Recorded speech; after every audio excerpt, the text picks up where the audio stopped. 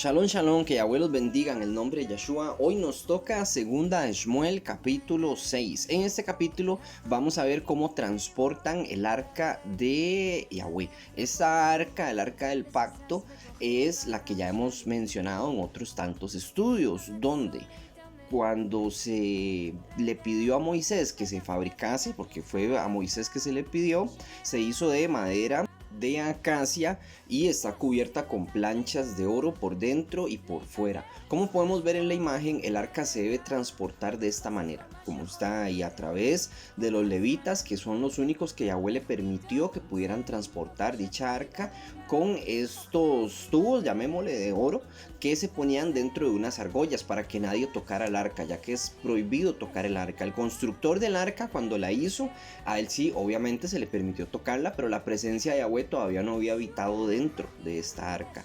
Cuando la presencia de Yahweh habita dentro del arca del pacto es cuando se vuelve Kadosh. Se vuelve tan Kadosh, tan santa, mal llamado santa, que es imposible que un ser humano la toque, porque si la toca ha de morir. Eso vamos a ver la historia de Usa también, una de las personas que tocó el arca, y cómo murió inmediatamente después de hacerlo.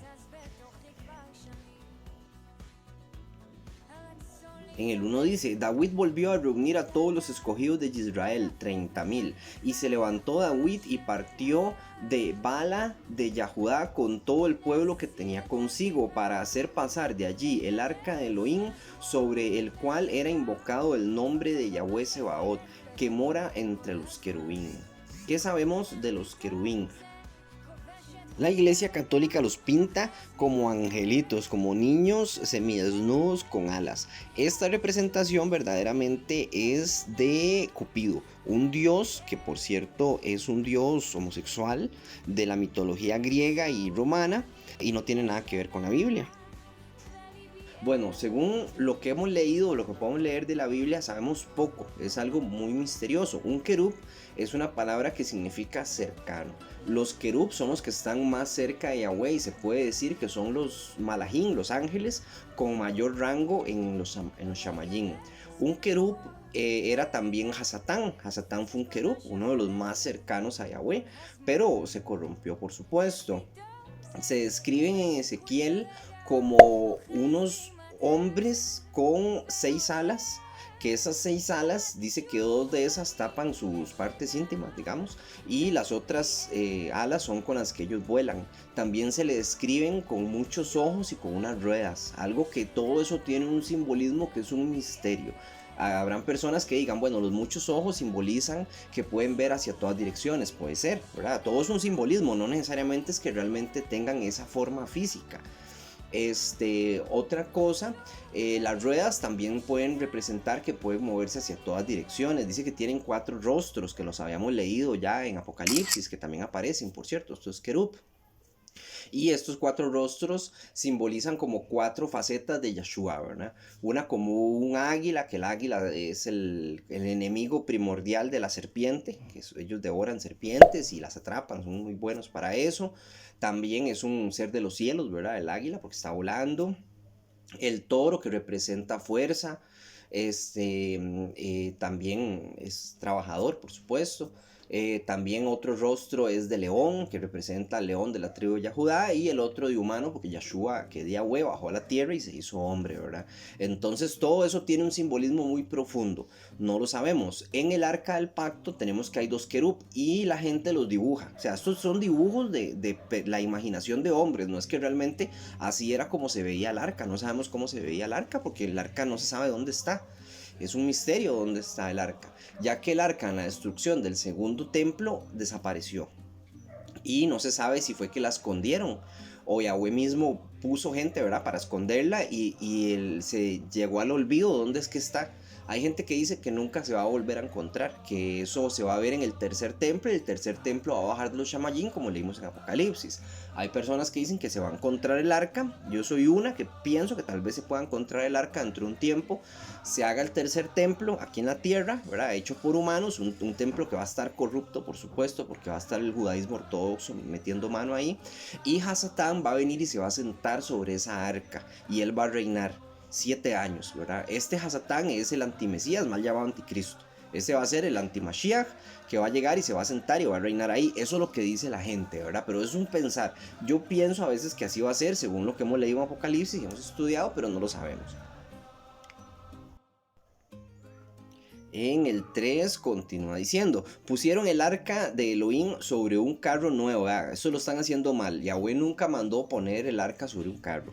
Eso está mal hecho. Tienen que cargarla a los levitas. Debido a esto va a morir una persona y se va a desanimar todo el pueblo.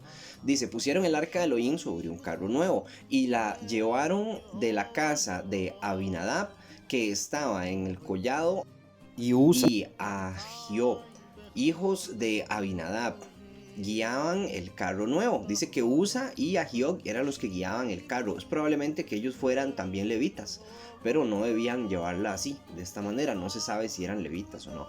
En el 4 dice, y cuando lo llevaban de la casa de Abinadab, que estaba en el collado con el arca de Elohim, Ahiob iba delante del arca, y David y toda la casa de Israel danzaba delante del arca con toda clase de instrumentos de madera de haya, con arpas, salterios, panderos, flautas y címbalos. O sea, todo el mundo estaba tocando instrumentos musicales y estaban saltando y alegrándose porque llevaban el arca de un sitio a otro. Dice en el 6, y cuando llegaron a la era de Nacón, Usa extendió su mano al arca de Elohim y la sostuvo porque los bueyes tropezaban. O sea, como los bueyes tropezaban, entonces él tuvo la genial idea de poner las manos para que no cayera. Algo que está prohibido. Y que los bueyes tropiecen no significa que se vaya a caer el arca, ¿verdad? Primero la estaban cargando mal y después él la tocó, algo que está prohibido. Y el furor de Yahweh se extendió contra Usa, y lo hirió allí Elohim por aquella temeridad, y cayó allí muerto junto al arca de Elohim. O sea, él la tocó y murió inmediatamente. El ateísmo obviamente no cree en estas cosas, ¿verdad? No creen que sea posible que una persona pueda tocar el arca y morir. Primero que todo, el arca hoy en día, bueno, de nuevo no sabemos dónde está. Y si estuviese y el día de mañana tenemos la oportunidad de verla o de tocarla, no la toquemos, ¿verdad? Por supuesto, para no sufrir la ira de Elohim. Para los que tenemos emuná, sabemos que eso no se hace. El 8. Y se entristeció David por haber herido Yahweh a Usa, y fue llamado a aquel lugar Pérez Usa, quebrantamiento de Usa, hasta hoy. En esta imagen podemos ver más o menos cómo podía ser. O sea, es una idea de alguien que lo dibujó e intentó hacerlo lo mejor posible. No sabemos cómo era el arca. Realmente no sé si tan siquiera se puede considerar un pecado mostrarla así como la estoy mostrando yo, a través de dibujos, porque Yahweh prohibió hacer imágenes de toda cosa que esté en el cielo o en la tierra, ¿verdad? Para que la gente la adore. El catolicismo siempre se excusa diciendo, es que vea que ellos sí hicieron el arca de Elohim, ¿verdad?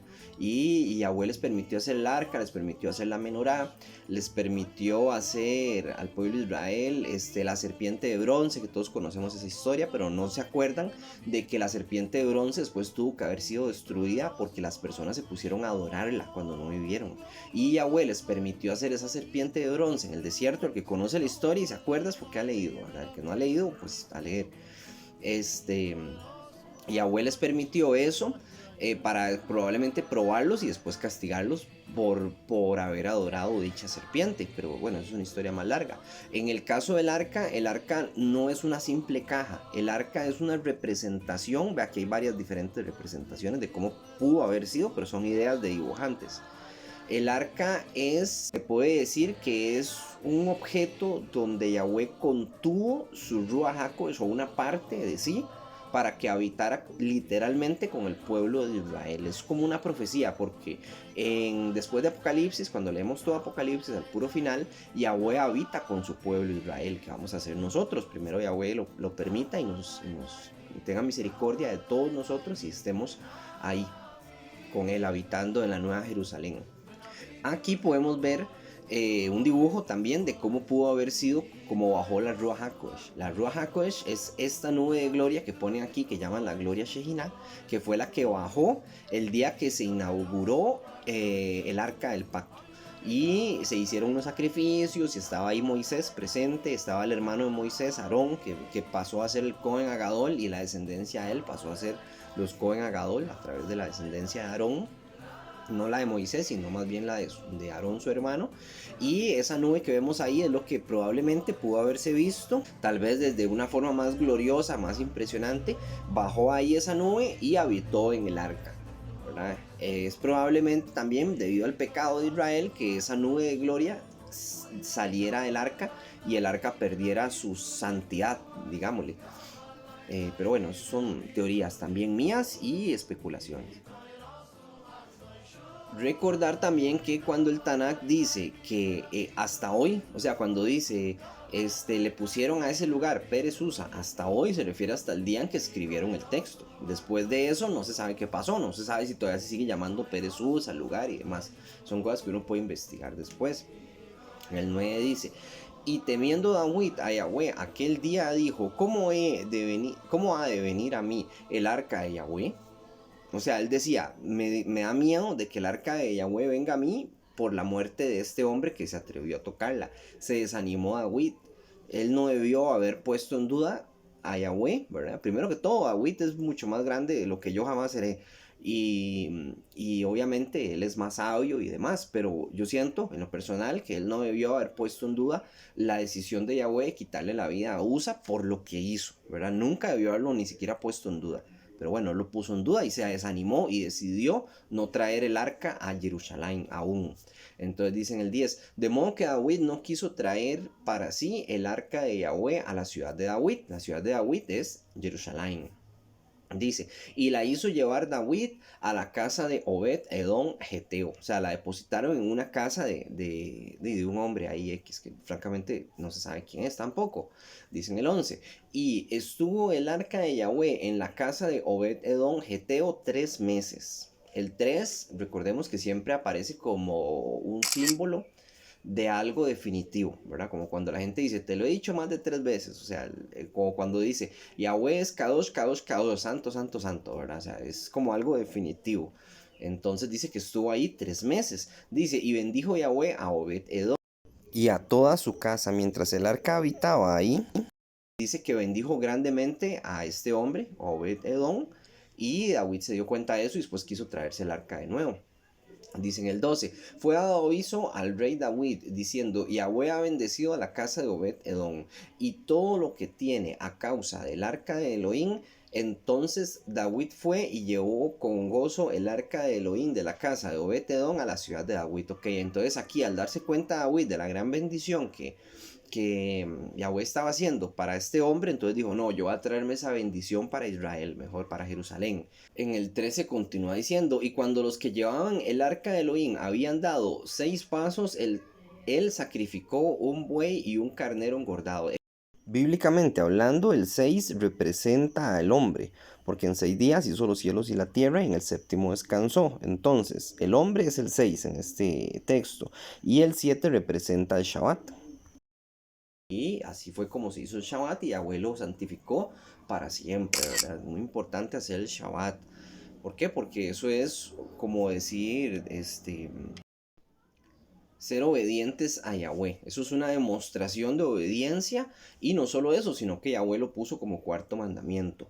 Otra cosa, que Yahweh, que el Ruach HaKodesh habite en el arca del pacto, no significa que toda la presencia de Yahweh estaba en el arca del pacto o que realmente un objeto pueda contener a Yahweh, porque nada puede contener a Yahweh. El mismo Salomón dijo que los cielos de los cielos no te pueden contener, y es cierto.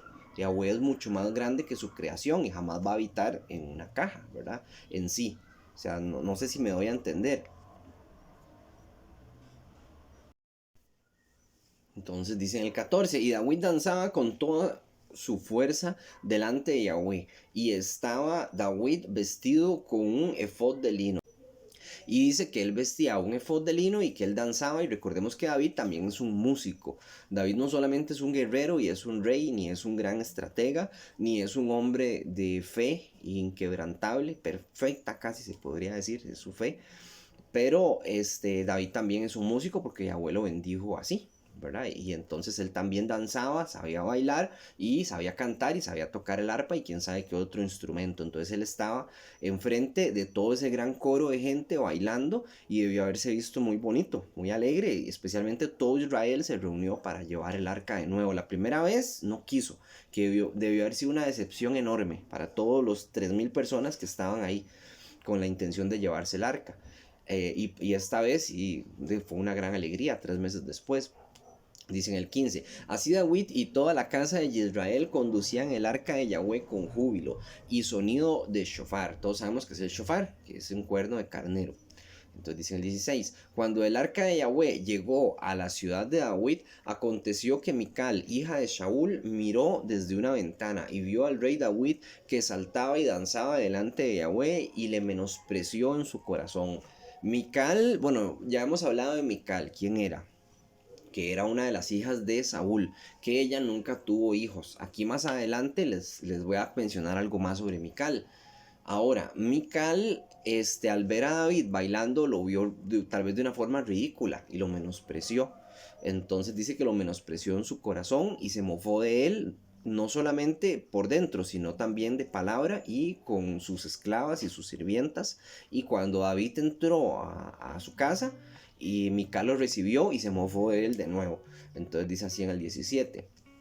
Metieron pues el arca de Yahweh y la pusieron en su lugar en medio de la tienda que David le había levantado. Y sacrificó David holocausto y ofrenda de shalom delante de Yahweh. Aquí pasó un lapso de tiempo largo y todo el mundo pues comió y bebió y se la pasaron bien y metieron el arca donde David ya había planeado meterla, que era igual como una tienda a acampar porque todavía no hay templo. En el 18 dice, y cuando David había acabado de ofrecer los holocaustos y ofrendas de shalom, bendijo al pueblo en el nombre de Yahweh Sebaot de los ejércitos. Bueno, Sebaot significa de los ejércitos.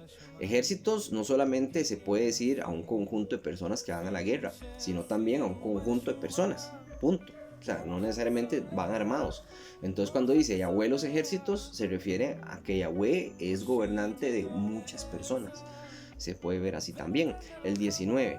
Y repartió a todo el pueblo y a toda la multitud de Israel, así como a hombres como a mujeres, a cada uno un pan y un pedazo de carne y una torta de pasas.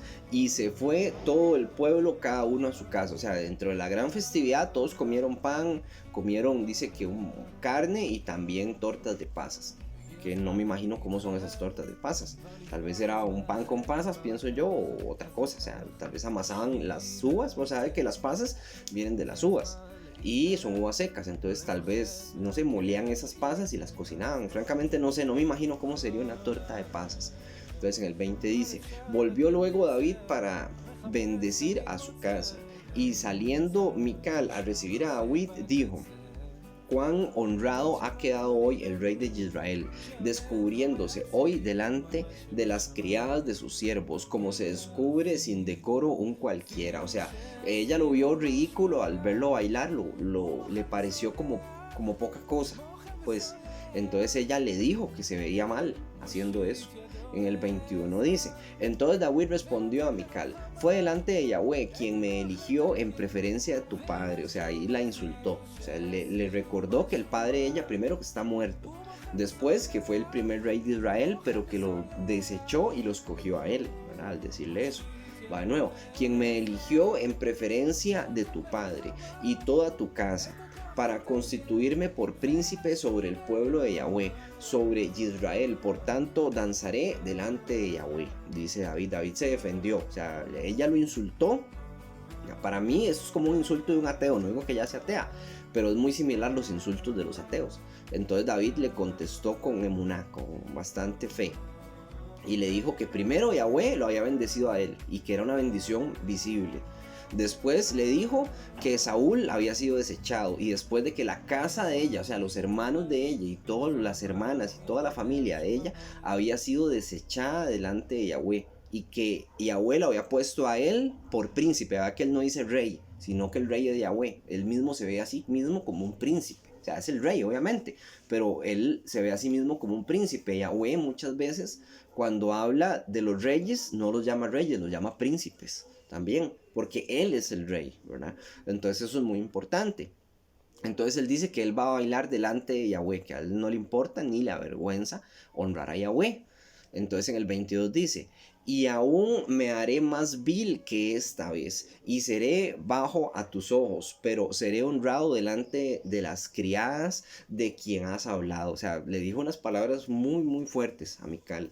Y prácticamente como que le insultó con elegancia, se puede decir, de verdad, al decirle que él se va a hacer más vil que esta vez, o sea, va a bailar todavía con más ganas la próxima vez, o se va a sentir más alegre en frente de Yahweh. Él se va a ver más bien ensalzado, ¿verdad? Porque Yahweh mismo lo va a ensalzar por amar a Yahweh, porque eso es amar a Yahweh. En el 23 dice, y Mical, hija de Shaul, nunca tuvo hijos hasta el día de su muerte. Quien escribió esto, lo escribió obviamente después de la muerte de Mical. No lo escribió mientras Mical vivía. Eso es algo muy importante. ¿Quién lo escribió? No sabemos. Obviamente no fue Samuel. El libro se llama Segunda de Samuel, pero no fue Samuel. Samuel ya muerto. Entonces esto lo siguieron otros escribas después de Samuel. Probablemente el Sanedrín, que ya sabemos que es el Sanedrín, que era un conjunto de escribas que registraban los acontecimientos de Israel, y era gente muy, muy fiar, porque ellos no escribían mentiras, escribían lo bueno y lo malo. Lo bueno que hizo David y lo malo que hizo David. Todo aparece aquí, ¿verdad? En el texto. Eso es algo que nos puede decir a nosotros que es un texto de confianza. Otra cosa, también dice que Mical nunca tuvo hijos. Eso no significa que David se alejara de ella, simplemente era estéril. Los ateos dicen que eso es una contradicción, porque más adelante en la Biblia vemos que se mencionan los hijos de ella. Esa contradicción está aquí igual en 2 de Samuel capítulo 21. Los mismos escribas supuestamente se equivocaron. Vamos a leer qué dice.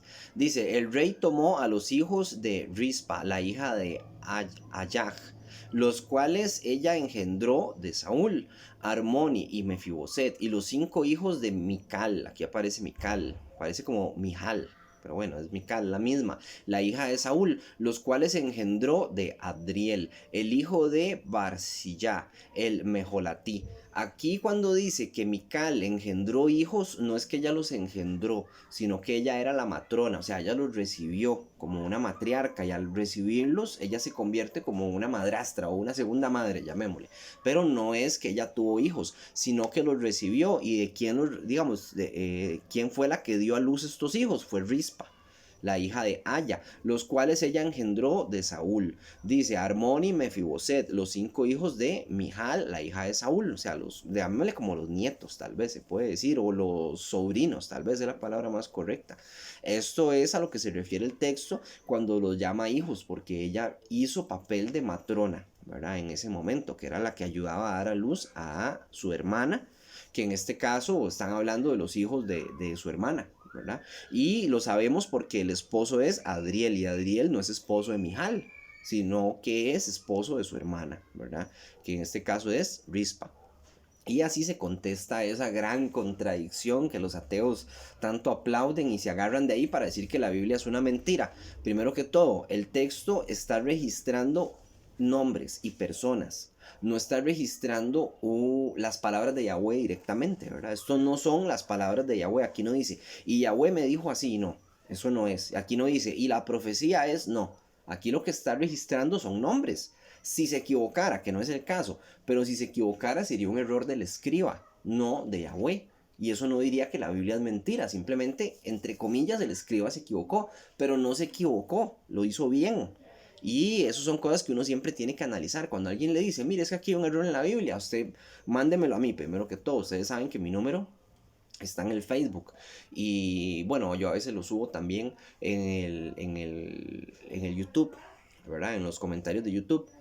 Entonces tal vez lo puedan encontrar ahí, pueden mandarme la pregunta a mí a ver si le encontramos respuesta, ya que yo obviamente no lo sé todo, pero podemos encontrar la respuesta. Y ya con eso me despido. Que Yahweh los bendiga en el nombre de Yahshua. Shalom, Urahot, paz y bendiciones.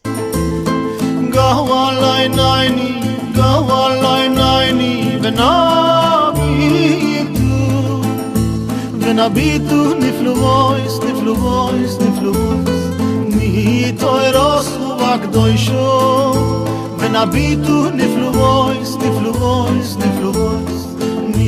to eros tu akdoishu. Ay ay go, walay na. abitu nifluos Gavalai naini ben abitu nifluos Ito eros kubak doi shoy Gavalai naini ben abitu nifluos Gavalai naini ben abitu nifluos Ito eros kubak doi shoy Ay ay ay Gavalai naini ben abitu